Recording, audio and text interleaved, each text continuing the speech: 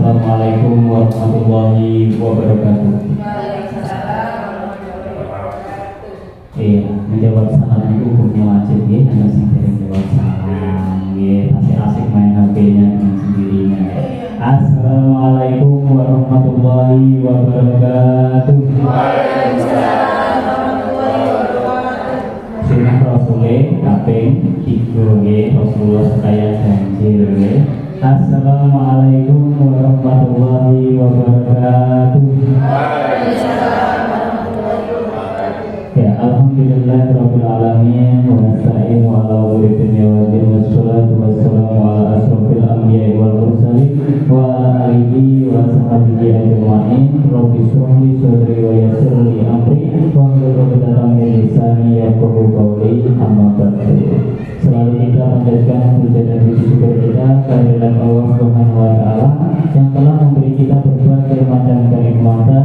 Salah satu kenikmatan itu adalah kenikmatan kesehatan, sehingga kita bisa melaksanakan kegiatan diseminasi aksi mental modul 1.4 budaya positif. Di sini berbagi praktik baik, pembuatan keyakinan kelas, dan penerapan segitiga restitusi. Salawat serta salam semoga tetap tercurahkan kepada junjungan kita Nabi Agung Muhammad Sallallahu Alaihi Wasallam yang beragama selain Islam. Mudah-mudahan dan berdoa sesuai dengan keyakinan masing-masing. Nah, di sini dijawab ya. Ini ada patung sedikit sebelum presentasi, yaitu pergi ke pasar membeli paprika. Pulangnya melewati dua. Sebelum presentasi dibuka, mari awali dengan berdoa. Untuk kita awali dengan berdoa yang beragama selain Islam, silakan berdoa menurut agama dan keyakinan masing-masing. Lillahi ta'ala al-fatihah.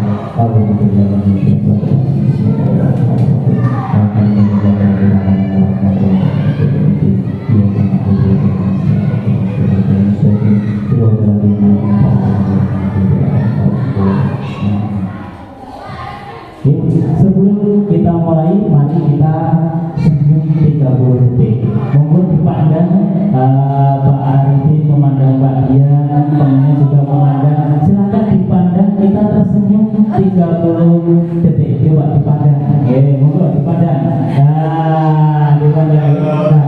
Mbak Bu, karena dipandang temannya ya. Coba. Saling memandang. Jadi dari yang tidak tersenyum dipandang akhirnya jadi ya 30 detik kita hitung ya, 30 detik ya. Nah, 1, 2, 3.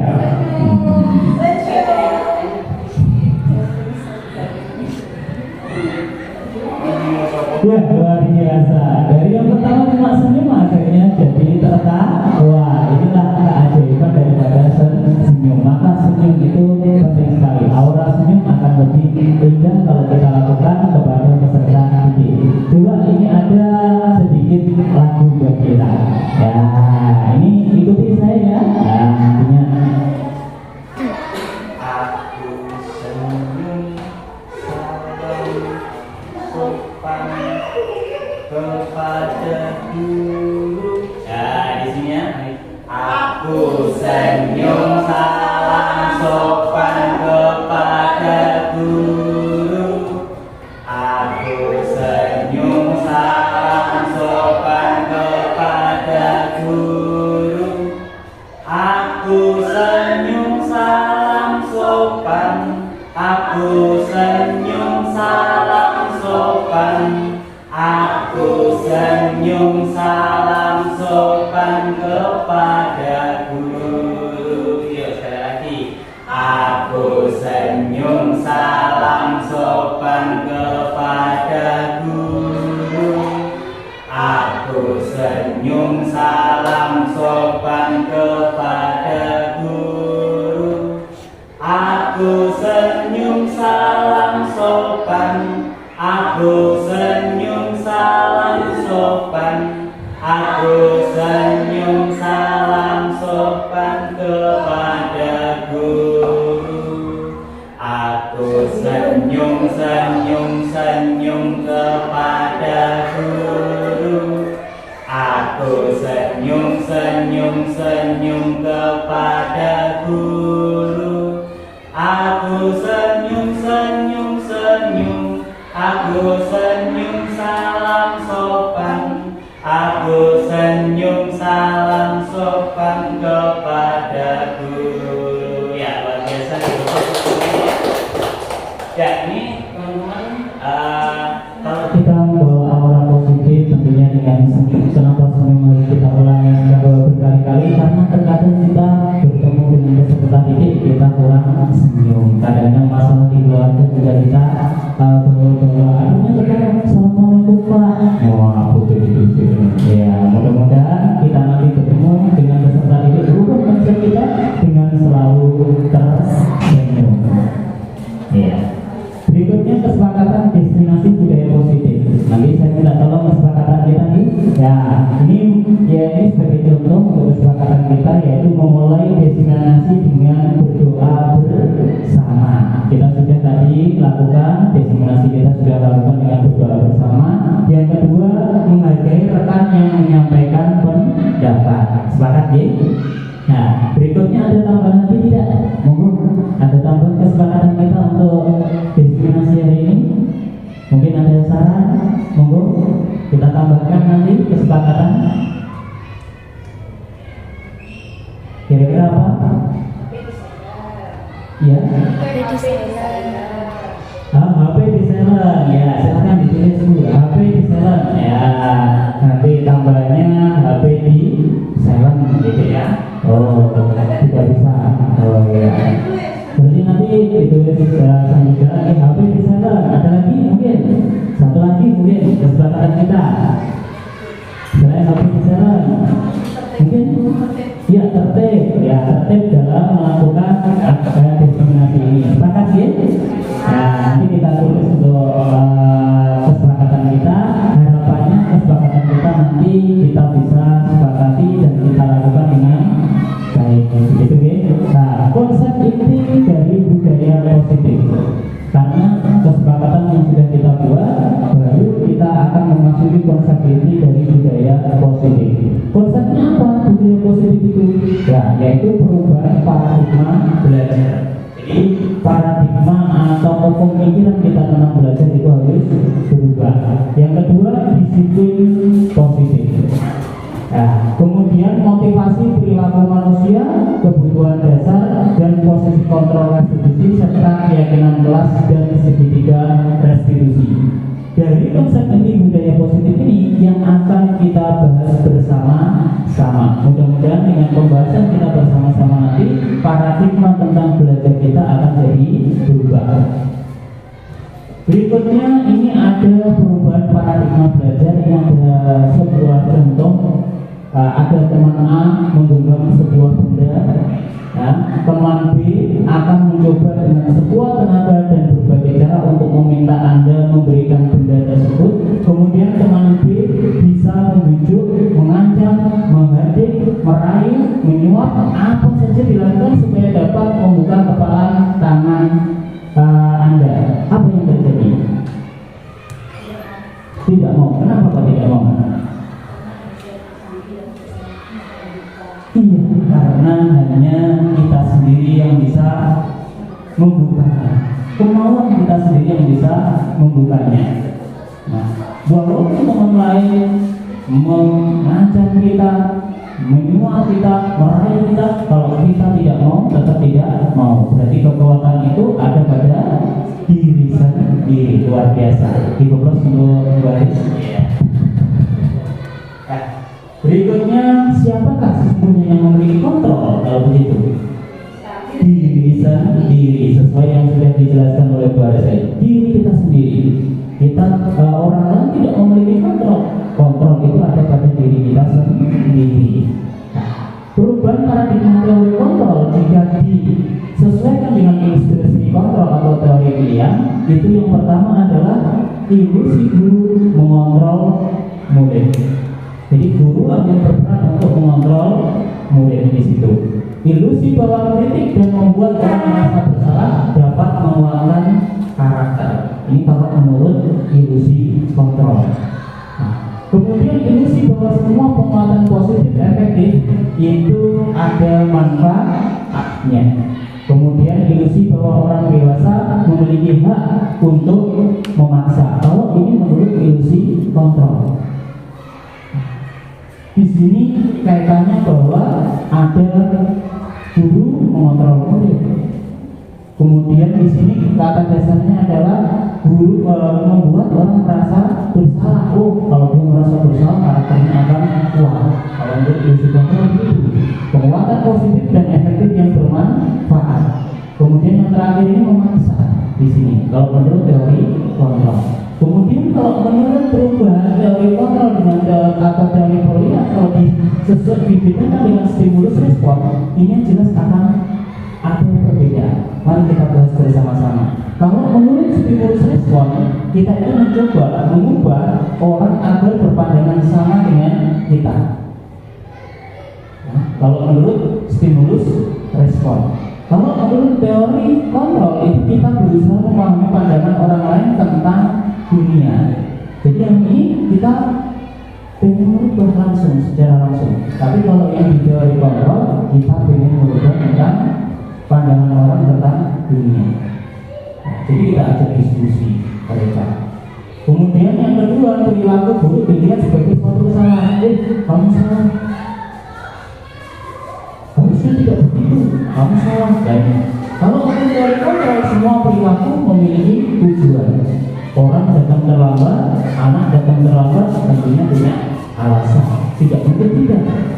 Kita ada sebagai guru, kadang-kadang juga datang terlambat, pasti punya alasan. Nah, kalau teori kontrol, jelas semuanya memiliki tujuan. Kita harus mengerti itu. Jangan langsung dipikir-pikir itu sebuah kesalahan. Kemudian yang berikutnya adalah orang lain bisa mengontrol saya. Kalau menurut stimulus respon, pada dasarnya siapa? Hanya Anda yang bisa mengontrol diri Anda. Oh, kenapa saya datang terlambat? Oh, karena saya tidur terlambat. Bagaimana ya saya supaya bisa bangun lebih pagi lagi? Oh, saya harus begini. Ini kalau menurut teori kontrol. Kemudian saya bisa mengontrol orang lain. Kalau menurut stimulus respon, tetapi di sini adalah Anda tidak bisa mengontrol orang lain. Kalau kita asik itu kita, oh saya itu ya bisa mengontrol sama kabeh. Tapi pada dasarnya kita tidak bisa mengontrol. Kita paksa murid untuk sesuai dengan keinginan kita, itu akan terjadi error dan error. Mungkin sekali dia akan mengikuti, tapi nanti ke belakangnya tidak akan menjadi sebuah karakter yang baik. Kemudian pemaksaan ada pada saat digital gagal. Tapi kalau teori kontrol, kolaborasi dan konsensus menciptakan pilihan-pilihan baru. Jadi kalau kita berkolaborasi, kemudian ada konsensus, ada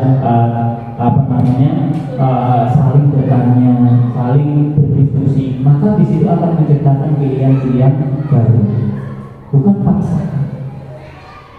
Yang intinya anak itu muncul dengan sendiri. Kemudian kita tadi membahas tentang disiplin. Ketika mendengar kata disiplin, itu apa yang terbayang pada Bapak itu kira-kira? Aturan, ada lagi peraturan, ada lagi hukuman, itu pasti. Ada lagi aturan, hukuman, pasti akan, kalau sudah dihukum akan dipaksa. Kalau sudah mendengar kata disiplin, pasti terbayang-bayang kita adalah itu. Padahal disiplin itu berasal dari bahasa Latin. Apa itu? Disiplina, yang artinya adalah belajar. Kemudian makna asal dari kata ini berkonotasi dengan disiplin diri dari murid-murid berdasarkan pemahaman Sokrates dan Plato. Kalau sudah ada belajar, maka di situ tidak akan ada kata paksaan tadi. Kemudian disiplin diri membuat orang-orang menggali potensinya menuju sebuah tujuan. apa yang dia hargai. Namun dalam budaya kita makna kata disiplin ini telah berubah. Berubah bagaimana? Berubah menjadi sesuatu yang dilakukan seseorang pada orang lain untuk mendapatkan kepatuhan. Kamu harus begini, kamu harus begitu. Nah, kecenderungannya umum adalah menghubungkan kata disiplin dengan ketidaknyamanan, bukan dengan apa yang kita hargai atau percapaian terhadap suatu tujuan yang mulia. Identiknya semacam itu akhirnya. Menurut Ki Hajar Dewantara, nah, pemahaman bahwa untuk mencapai kemerdekaan itu dalam suatu konteks pendidikan kita saat ini adalah untuk menciptakan murid yang merdeka. Ini menurut Ki Hajar Dewantara. Mari kita review kembali. Syarat utamanya adalah harus ada disiplin yang kuat. Disiplin yang dimaksud menurut Ki Hajar Dewantara adalah disiplin diri. Ini konteksnya, disiplin diri yang memiliki motivasi internal. Jadi motivasinya berasal dari diri sendiri. Jika tidak memiliki motivasi internal, maka kita itu memerlukan pihak lain untuk mendisiplinkan kita atau memotivasi eksternal karena berasal dari luar, bukan dari dalam diri kita sendiri. Kalau sudah begitu, maka orang itu mungkin sekali akan berdisiplin, tapi nanti akan kembali lagi pada kebiasaan yang lama. Kamu nggak boleh datang sekarang, mungkin besok nggak datang, tapi besoknya lagi dia akan kembali kepada kebiasaannya kembali. Nggak boleh bertata curang, besoknya lagi kembali lagi. Itulah error dan error. Tapi kalau berasal dari internal, motivasi internal ini motivasi dari diri, maka dia akan sadar dengan dirinya sendiri. Belajar tentang disiplin positif tidak harus dengan memberi hukuman. Jadi justru itu adalah salah satu alternatif terakhir, dan kalau perlu tidak digunakan sama sekali.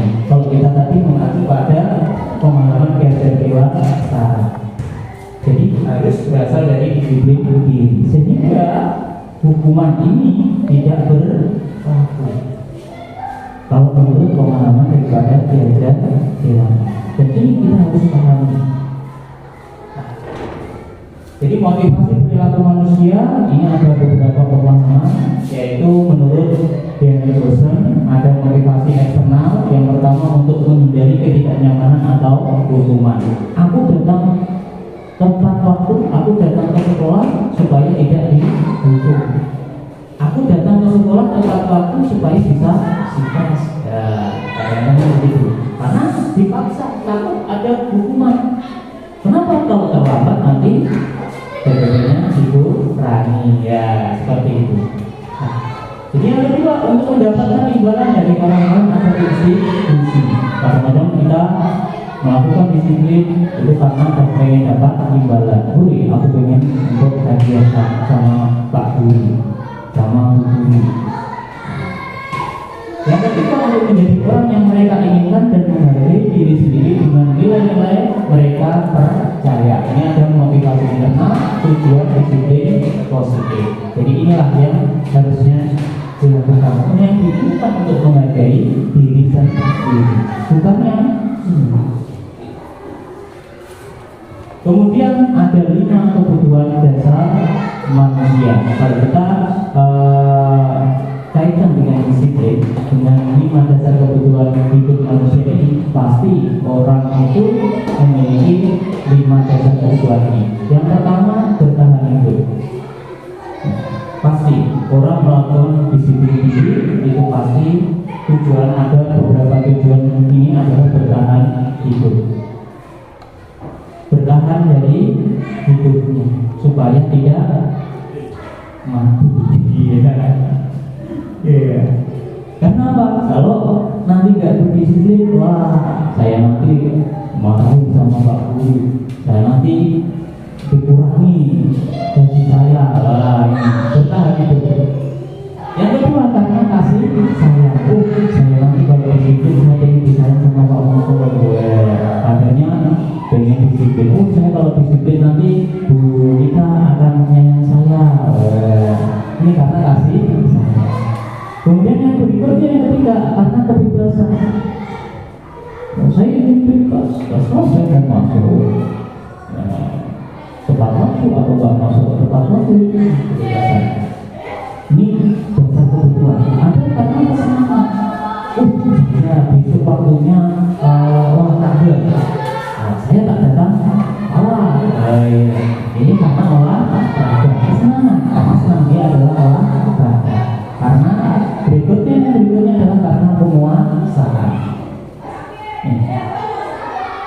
Kuasai dirinya sendiri, penguasaan dirinya sendiri. Ini 5 dasar kebutuhan. Kita tidak bisa memungkiri 5 dasar kebutuhan manusia ini, karena 5 dasar kebutuhan manusia ini pasti melekat pada diri kita. Ini ada sebuah ilustrasi. Ini ada Ibu Ambar, guru wali kelas 2A di SD Pelita Hati, sedang bingung menghadapi ulang salah satu murid di kelasnya, yaitu Doni. Beberapa anak di kelas 2A telah datang padanya dan mengeluhkan Doni yang seringkali meminta bekal makan siang mereka dengan paksa. Jika Anda menghadapi situasi seperti Ibu Ambar, apa yang akan Anda lakukan? Kira-kira apa? Menasihati Doni. Iya, supaya membawa bekal sendiri. Tapi menurut Anda kira-kira apa alasan Doni melakukan hal itu? Iya, maksudnya belum ada masak kurang kasih sayang. Iya, pasti punya alasan. Jadi setiap orang yang punya alasan seperti itu, kayaknya tentunya ada posisi kontrol kita. Jadi ada posisi penghukum, ini ada posisi pembuat rasa bersalah, ada posisi pemantau, ada posisi teman, dan ada posisi manajer. Posisi penghukum, kadang orang langsung berbuat salah, siswa langsung berbuat salah, kita langsung kasih hukuman. Itu dulu sebagai penghukum. Nah, nanti kita akan bahas satu persatu posisi kontrol ini dengan melihat video ini. Monggo silakan untuk dilihat.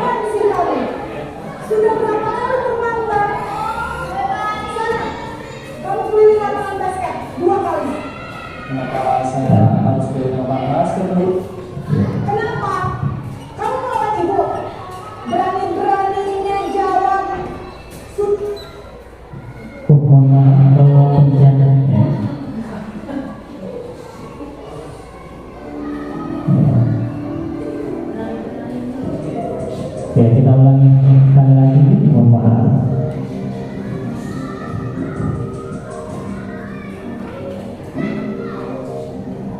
Naren, sini kamu. Selamat pagi, Bu. Selalu terlambat. Kamu deh pasti terlambat. Maaf, Bu. Saya Apa coba? Alasan kamu apa lagi? Kapan sih kamu tidak terlambat? Malas sekali ya kamu jadi anak. saya Dasar pemalas. Gak kapok-kapok sih kamu. Sudah berapa kali terlambat? Sana, kamu beli lapangan basket 2 kali. kenapa saya harus beli lapangan basket, Bu? Kenapa? Kamu malah ibu.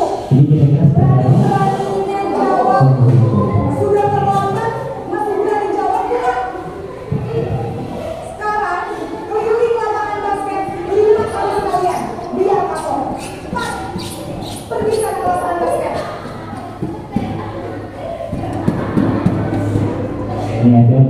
posisi pembuat rasa bersalah. Pemerannya sama.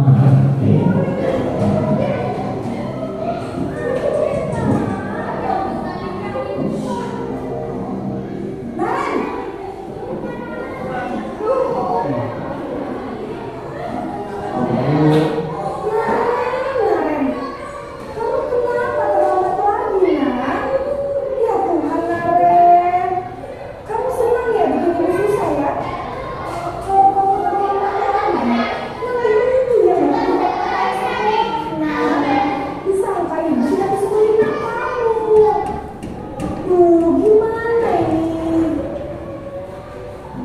Maaf Bu. Gusti Naren, kamu suka ya kalau ibu tegur bapak kepala sekolah? Terus, sekarang ibu harus apa yang ibu absen? Ini kamu sudah sering terlambat. Ini juga kalau gurunya langsung Ibu mulai. harus apa coba? Maaf Bu. Maaf sekali. Ya sudah, lain kali jangan bikin ibu susah lagi ya nak ya. Ibu tidak akan apa-apa lagi kalau kamu begini terus. Bisa jantungan kalau ibu tegur bapak kepala sekolah. Sekarang cepat ke kelas. Maaf ya Bu. Maaf sekali. Posisi pembuat rasa bersalah berbicara dengan nada tenang. Nah, berikutnya adalah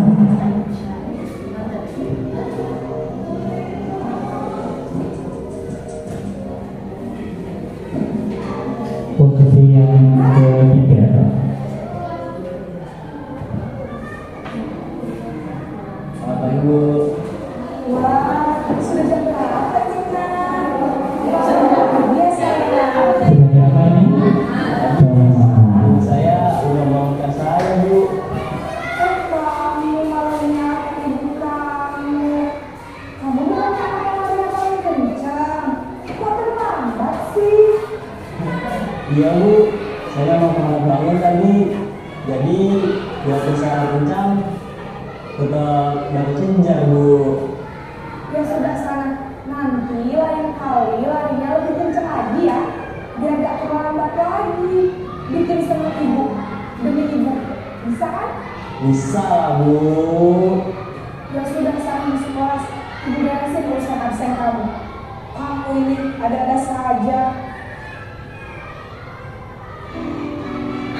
Dan berikutnya adalah posisi pemantau.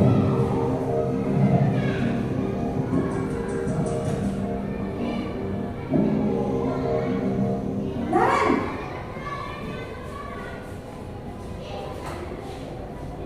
Selamat pagi Bu. Naren, apa peraturan sekolah kita tentang jam berapa kita harus masuk sekolah, Nak? Kita harus di sekolah jam 7 Bu. Iya betul, sekarang sudah jam 7.20. Naren sudah tahu konsekuensinya jika terlambat lagi. Paham Bu. Saya harus tinggal kelas pas jam istirahat selama 20 menit. Iya benar, konsekuensinya demikian. Jadi nanti jam 9.30 pas istirahat, kamu harus tinggal di kelas, kerjakan tugas tambahan untuk ketertinggalan kamu, ya? Baik Bu. Yang terakhir adalah posisi manajer. Kira-kira setelah nanti melihat posisi kontrol ini, Bapak Ibu tentunya akan bisa memahami posisi mana yang harusnya Bapak Ibu lakukan. Selamat pagi Bu. Selamat pagi Naren. Maaf Bu, saya terlambat. Iya, sekolah masuknya jam 7, sekarang sudah jam 7.20. Jadi sekarang bagaimana ini Naren? Maaf Bu, saya lupa alarm saya semalam. Baiklah, menurut kamu, keyakinan sekolah yang mana yang perlu kamu tingkatkan? Menghargai diri sendiri dan orang lain mungkin ya Bu. Setuju. Jadi, apakah Naren meyakini prinsip saling menghormati tersebut? Iya Bu, saya meyakininya. Apakah Naren bersedia memperbaiki masalah keterlambatan ini? Bersedia Bu. Bagaimana kamu akan perbaiki masalah keterlambatan ini? Saya akan coba untuk tidak lupa menyetel alarm saya Bu. Baik, kalau Naren lupa menyetel alarm di rumah, Ada orang yang kira-kira bisa bantu mengingatkan tidak? Ada Bu, kakak saya, Kak Emma. Ada lagi selain Kak Emma? Selain Kak Emma, ada ibu saya. Baik, jadi yang mengingatkan Naren adalah Kak Emma dan ibu kamu ya. Kira-kira akan mulai set alarm kapan nih Naren? Setelah pulang sekolah, akan segera saya lakukan. Baik, jadi Naren akan setel alarm untuk bangun besok pagi dan akan diingatkan oleh kakak dan ibunda Naren ya. Ada lagi yang mungkin perlu dilakukan Naren agar tidak terlambat bangun lagi? Tidak ada Bu. Baik Naren, terima kasih untuk kerjasama kamu. Berarti posisi mana yang seharusnya kita lakukan Bapak Ibu? Baik Bu, terima kasih. Mainnya saja. Tapi kita seringkali melakukan posisi sebagai apa? Oh, oke. Berarti bisa nih nanti untuk yang melihat ini. Ya. Nah, jadi penerapan disiplin itu dari video tadi ada teori hukuman, konsekuensi, penghargaan, dan restitusi. Nah, dari penerapan disiplin inilah kita akan bedakan apa itu hukuman. Hukuman itu bersifat tidak rencana atau tiba-tiba, langsung seketika itu. Anak berkata jorok, kadang-kadang langsung ditapuk, misalkan. Kamu tapuk sendiri atau tapuk sendiri, ya itu fisik. Terusan ada anak nggak bisa mengerjakan soal, disetrap di depan, angkat kaki, bentuknya tidak angkat diri, gitu ya. Nah, kemudian yang kedua, hukuman bersifat satu arah, hanya kepada anak saja, satu arah. Jadi bisa berupa fisik maupun psikis. Terkadang psikisnya itu malah anak mengenal lebih lama lagi. Jadi kalau fisik mungkin di fisiknya, kalau psikis nanti sampai kapanpun akan apa kita semacam itu. Ya itu pilihan masing-masing. Kalau konsekuensi sudah disepakati, ada kesepakatan.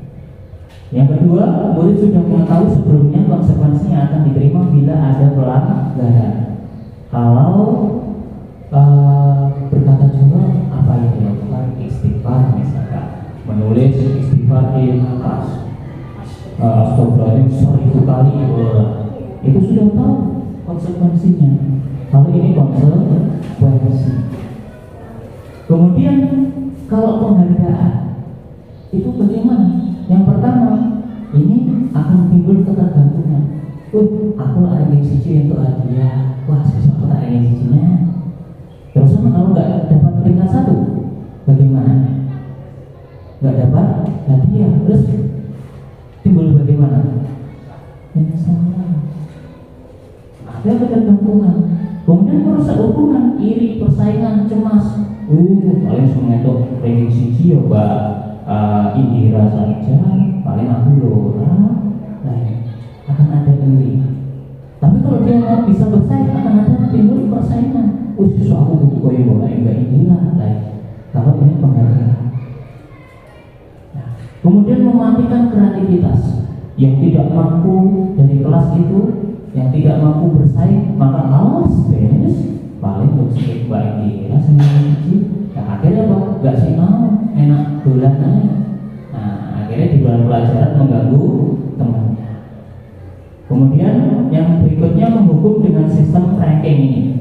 Ranking, ada rankingan ini tadi. Makanya di dalam kurikulum Merdeka kita meniadakan ranking karena setiap anak punya potensi masing-masing. Kemudian yang terakhir, merampas hak untuk menghargai dirinya. Akhirnya dirinya seakan-akan tidak berharga karena tidak bisa bersaing. Zaman dulu kita melakukan itu juga.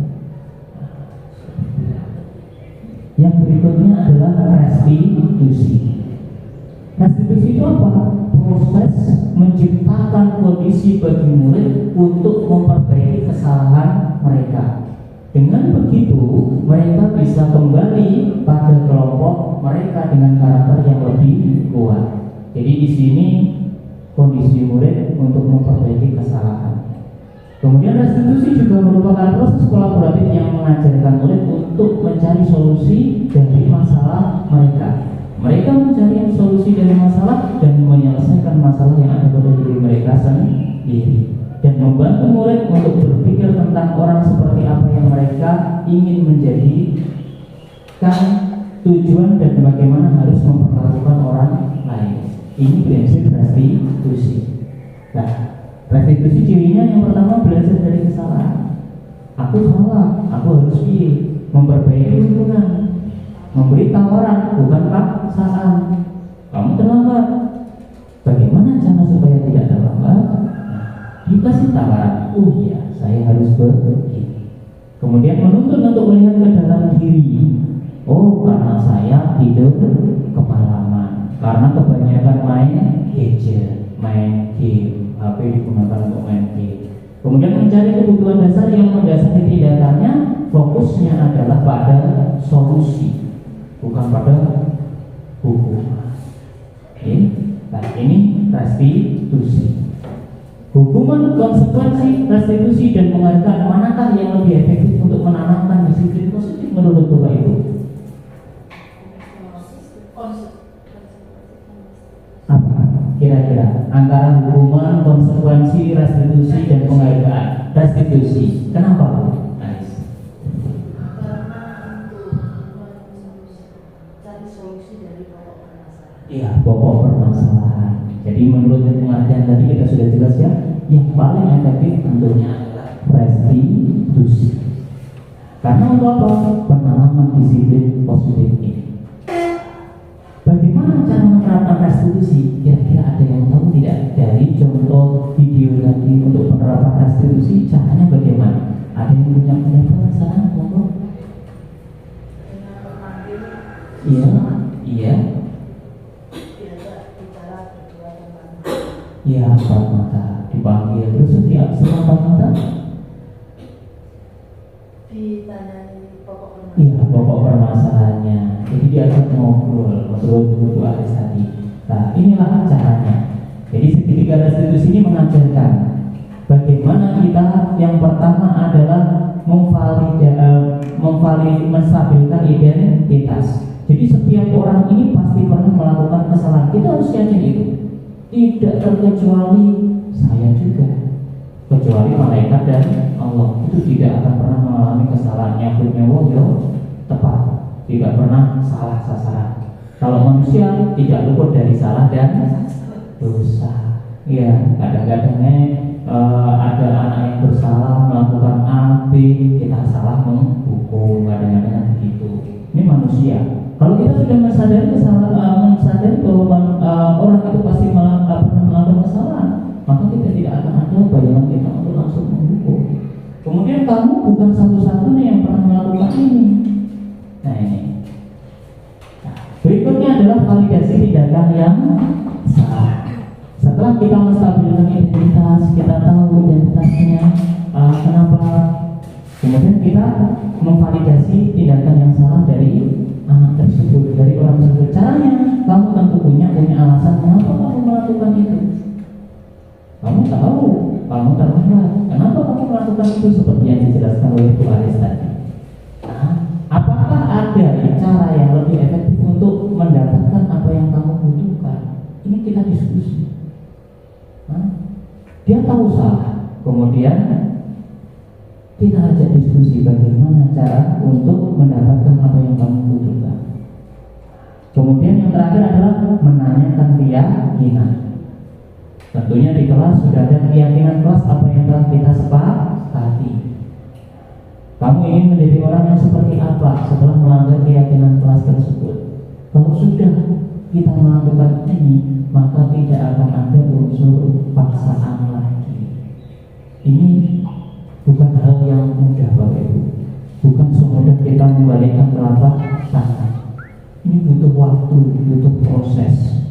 Kadang-kadang kita saja berkata-kata yang baik, ini butuh waktu juga. Apalagi kaitannya dengan karakter. Karena segitiga restitusi ini mengajarkan karakter yang baik, budaya yang baik kepada. Ini contoh contoh daripada menstabilkan identitas. Tujuannya apa? Untuk mengubah identitas anak dari orang yang gagal karena melakukan kesalahan menjadi orang yang sukses. Dia gagal sudah melakukan kesalahan. Tujuannya apa? Sukses. Jangan diperhatikan orangnya. Nah. Berikutnya, ganteng saya. Terima kasih, ini pengakuan saya. Kadang-kadang juga begitu ya. Nah, tapi nggak lama gantengnya ya. Kalau sudah sepuh pasti tetap ganteng ya. Kemudian ini menstabilkan identitas. Yang pertama, buat salah itu tidak apa-apa. Setiap orang pasti pernah berbuat salah. Pak Guru juga pernah, gurunya datang terlambat, sama seperti kamu. Nah, sama. Tidak ada manusia yang sempurna, karena yang sempurna hanya milik Allah Subhanahu Wa Taala. Gimana nih Pak? Ada Ustaz. Kemudian saya juga pernah melakukan kesalahan. Saya pernah. Kita bisa menyelesaikan ini. Kira-kira bagaimana penyelesaiannya? Bapak Ibu tidak tertarik mencari siapa yang salah, tapi Bapak Ibu ingin mencari solusi dari permasalahan. Kita cari solusi permasalahan bersama-sama. Berikutnya, validasi tindakan yang salah. Setiap tindakan kita dilakukan dengan suatu tujuan, yaitu memenuhi kebutuhan dasar. Kalau tidak memahami kebutuhan dasar, apa yang mendasari sebuah tindakan, kita akan bisa menemukan cara-cara yang efektif. Kebutuhan dasar manusia tadi, 5 kebutuhan dasar manusia, mulai dari pengakuan, ya, dan lain sebagainya. Ini, jadi kita harus sadari. Nah, bagaimana validasi tindakan yang salah? Contohnya semacam ini. Padahal kamu bisa melakukan hal yang lebih buruk dari dia. Kamu pasti punya alasan mengapa melakukan itu. Nah, ini contohnya. Kamu patut bangga pada dirimu sendiri karena kamu telah melindungi sesuatu yang penting buatmu. Ini contoh. Kalimatnya semua positif. Kamu boleh mempertahankan sikap ini, tapi nah ini, kamu harus menambahkan sikap yang baru. Tidak disalahkan langsung. Kamu salah. Tidak. Tapi kita ganti kalimat-kalimat ini dengan konotasinya positif. Nah, nanti bisa dicoba Bapak Ibu. Karena kalau kita melakukan ini, insya Allah anak itu akan luar biasa artinya. Berikutnya, menanyakan keyakinan ketika identitas sukses telah tercapai. Langkah pertama dan tingkah laku yang salah telah dibalasagi yang berupa langkah kedua, maka anak siap untuk dihubungkan dengan nilai-nilai yang dia percaya dan berbeda menjadi orang yang dia inginkan. Ini yang diinginkan itu apa? Pertanyaannya ini, dengan menanyakan keyakinan tadi, apa yang kita percaya sebagai kelas atau keluarga? Apa nilai-nilai umum yang telah kita sepakati bersama? Apa bayangan kita tentang kelas yang ideal? Kemudian kamu mau jadi orang seperti apa nantinya? Kalau kita ingin jadi cerdas, jadi pintar, tentunya kita tidak boleh datang terlambat. Kita harus mengikuti pelajaran dengan baik supaya tidak tertinggal pelajaran. Konsekuensi yang harus dibangkitkan dari siswa. Nah, ini sebagai contohnya Bapak Ibu. Ini yang sudah saya lakukan di kelas.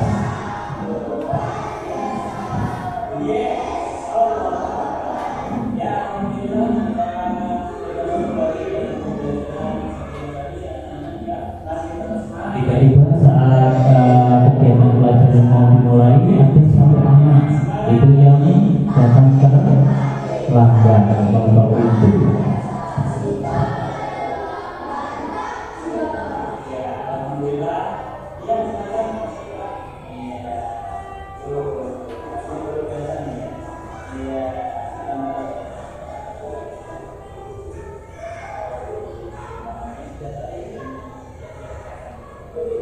Ya, setelah dipersilakan itu anak tidak langsung kita hukum, ya.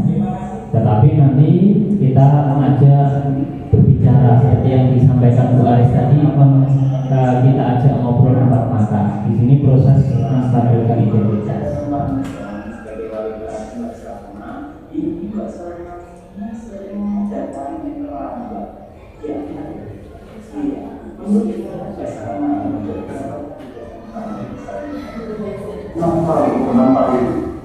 sering menurutnya kira-kira terlambat itu sebuah kesalahan tidak bisa membuat kesalahan itu Pak Muslim juga pernah berbuat salah. Jadi kalau kita berbuat salah yang terpenting adalah belajar dari kesalahan tersebut dan memperbaiki daripada kesalahan tersebut. Ini kita lihat datanya, sebenarnya ada data. Kita punya data tadi anak itu datang serangga ini kalau kebijakan data. Kita cari solusinya dari perbaikan yang sudah bersama melakukan perbaikan bersama. Datang terlambat ini pasti punya alasan. Karena alasan besar atau masalah alasannya itu berapa? Setelah sejelas masalah kenapa kau sampai itu? Main aja, bagus sama kawan apa yang dimainin? Mau main TikTok gitu ya, bukan untuk belajar nih, jadi sampai Bapaknya main TikToknya malam-malam sampai dalam sekolah terlambat. anak Jadi kecil kalau dalam sekolah itu memang badan sangat baru ya. Iya, Mbak Salma ingat ya kesepakatan Nah, ini kita yakinkan mana kesepakatan ini sudah disepakati bersama ya. Kita sudah dengan kesepakatan. Nanti ada keyakinan kelas di videonya. Iya, benar di sini. Di Salma belum di sini dalam kira-kira dari kesepakatan kelas yang sudah Mbak Salma ambil tadi itu untuk memperbaiki cara Mbak Salma untuk memperbaiki supaya Keyakinan bagaimana kita ajar. Dia mencari solusinya sendiri. jadi kurangi ya mainan nanti itu ya dikurangi supaya nanti bisa datang buka waktu lagi ke sekolah. Mbak Salma kapan kira-kira mulai untuk memperbaiki? Besok siap ya Mbak Salma ya. Kapannya yang paling penting adalah itu, karena kalau kita tidak menyediakan waktu Dan nanti ke depannya apa yang kesalahan itu memperbaiki, kita tidak akan punya kontrol. nantinya Kita bisa perlu belajar. sehingga pelajaran kita tadi siap Mbak Salma ya. Nah, siap. Terima kasih Mbak Salma. Saya tunggu ya untuk perbaikannya. Ya bisa kembali ke kelas bersama ya. Kemudian ada contoh yang Kedua, ini kaitannya dengan membuang sampah sembarangan. Ini karena namanya luar biasa ya.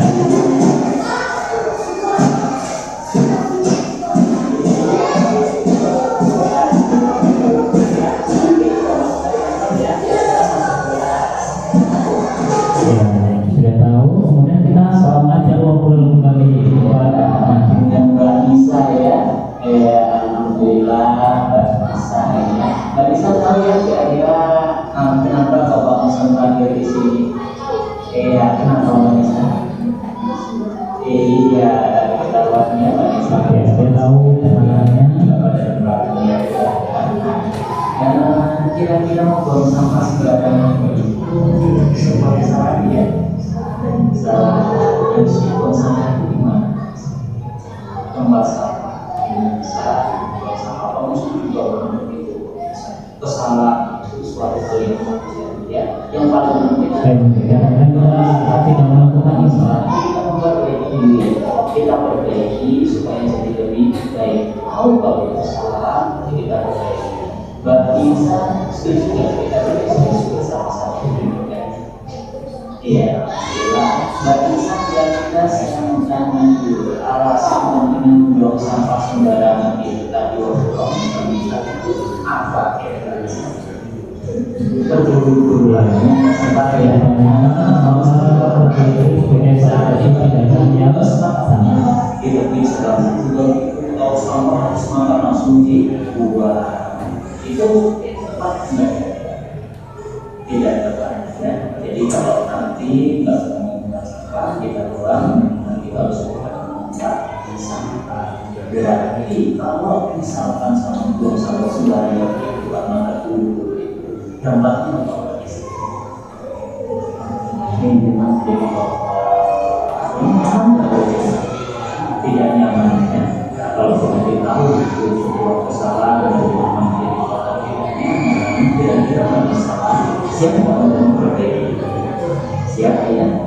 Kalau saya memperbaiki diri, apa yang bisa Kita tanyakan keyakinan dari apa yang sudah berdasarkan. satu dulu tetap dilaksanakan bersama ya. Terima kasih.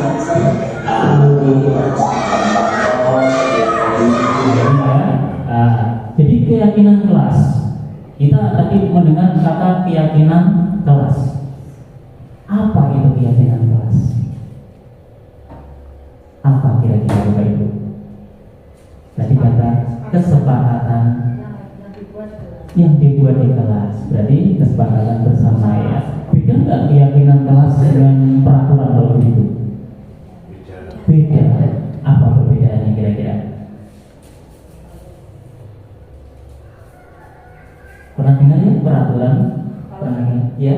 Kalau keyakinan kelas mungkin yang sudah kita yakini di kelas itu hal-hal yang baik yang kita lakukan. Tapi kalau peraturan itu mungkin ada kata tidak boleh mencoret-coret tembok, tidak boleh terlambat. Itu akan kayak aturan itu harus kita harus kita lakukan, harus kita taati. Kalau tidak kita akan mendapatkan hukuman. Tapi kalau keyakinan kelas itu yang kita lakukan itu berdasarkan dari diri kita sendiri. Iya, luar biasa. Dibuat ya.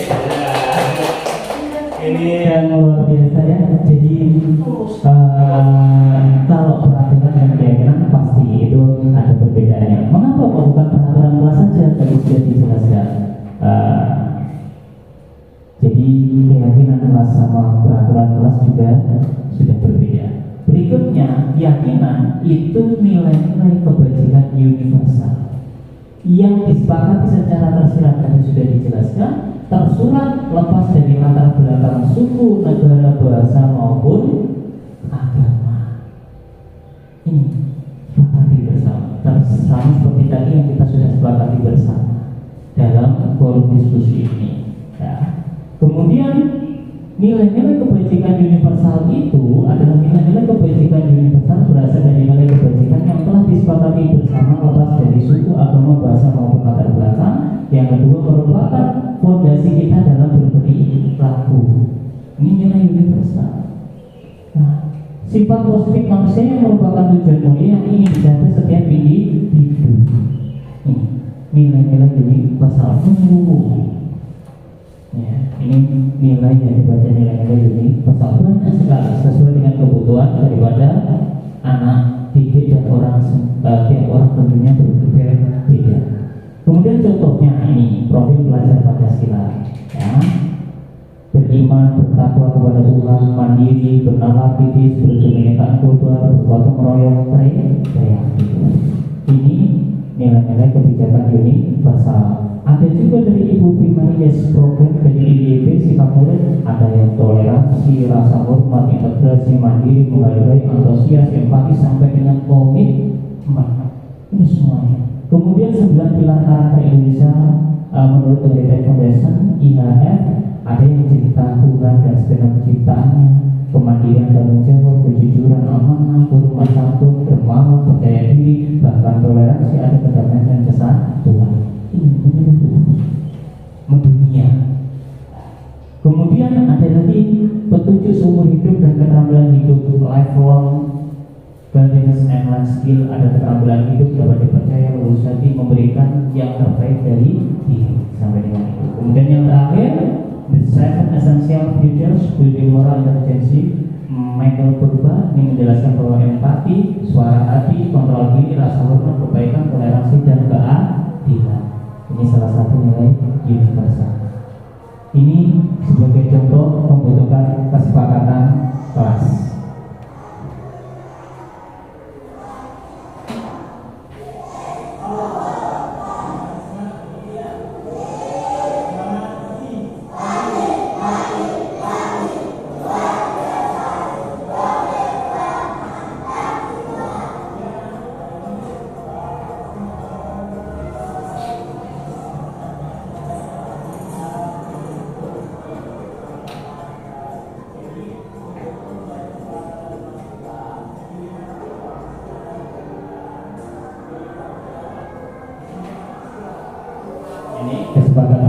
bersama guru memberikan sticky note kepada peserta didik terkait dengan kesepakatan apa yang akan kita sepakati.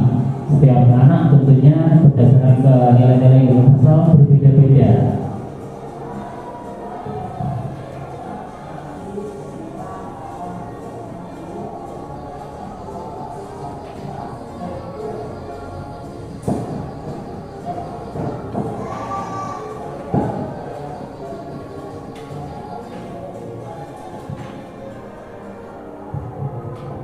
Kemudian dibagikan satu persatu, dijelaskan perbedaan peraturan kelas dengan kesepakatan kelas.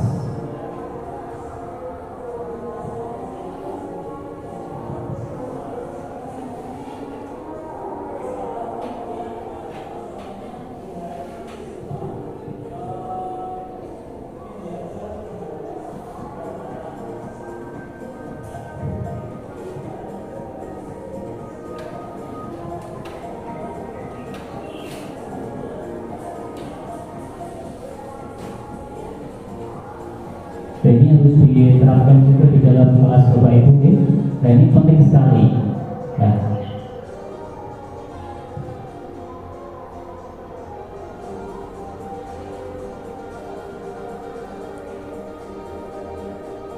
Ya, setelah mereka menulis, kemudian mereka menempel di depan, di depan papan kesepakatan-kesepakatan yang sudah mereka tulis.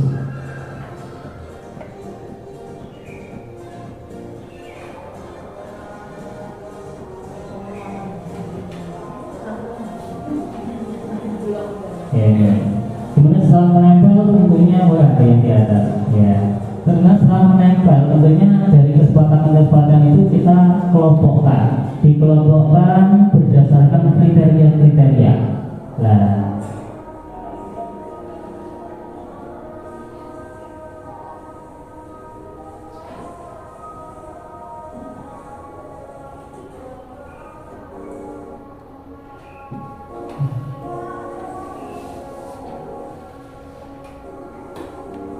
ini Bapak Ibu, nanti kita kelompokkan kriteria-kriteria berdasarkan apa yang sudah anak-anak inginkan terhadap kesepakatan kelas yang kita buat bersama-sama. Jadi mesti melibatkan anak-anak.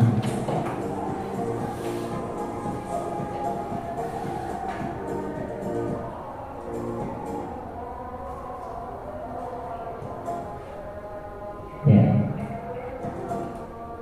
Nah ini Bapak Ibu ya. Jadi ini kesepakatan kelas yang kita buat di kelas.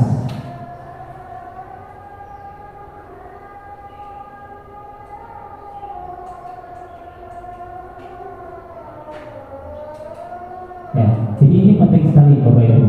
Kemudian kalau sudah kita buat bersama-sama ini tadi, dari kesepakatan kita kelompokkan ketertiban tentang kebersihan apapun itu, baru nanti kita tulis di di papan tentang kesepakatan itu, di tembok atau ya. Harapannya apa? Dengan kesepakatan kelas yang sudah kita buat bersama-sama, itu anak-anak nantinya bisa mengikuti sesuai dengan kesepakatan yang sudah dibuat, sehingga anak dalam melakukan kesepakatan itu atas dasar dirinya sendiri. Dengan begitu, mari kita menciptakan budaya positif di lingkungan sekolah kita. Siap ya?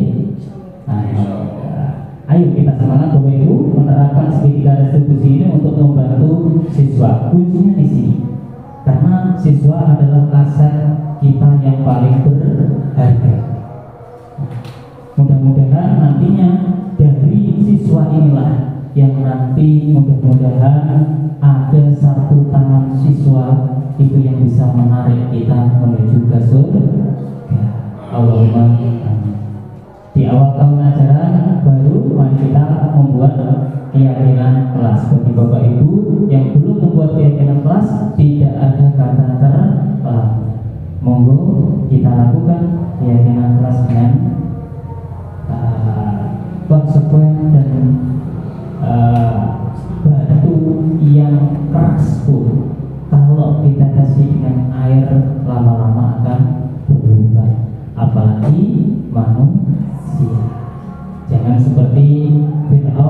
baru di ujung tanduk baru mengatakan la ilaha illallah Musa Rasulullah, baru di ujung tanduk itu sudah terlambat. Jadi sebelum di ujung tanduk tidak ada kata terlambat. Mari Bapak Ibu yang belum membuat kesepakatan kelas, kita buat bersama-sama dengan peserta didik, dengan anak didik kita. Siap ya? Siap. Masih semangat ya? Nah, semangat ya. Semangat pagi. Pagi luar biasa ya. Alhamdulillah, mudah-mudahan semangat kita tetap semangat pagi karena demi peserta didik, tentunya dengan selalu tersenyum ya. Terima kasih. Mudah-mudahan dengan apa yang sudah kita bahas dengan disiplin positif ini nantinya bisa membawa berkah kepada anak didik kita untuk generasi penerus, supaya kita nantinya pendidikan kita nantinya bisa menjadi lebih baik dan baik lagi. Fastabiqul khairat. Mari kita selalu berlomba-lomba dalam hal kebaikan. Ihdinas siratal mustaqim. Wassalamualaikum warahmatullahi wabarakatuh.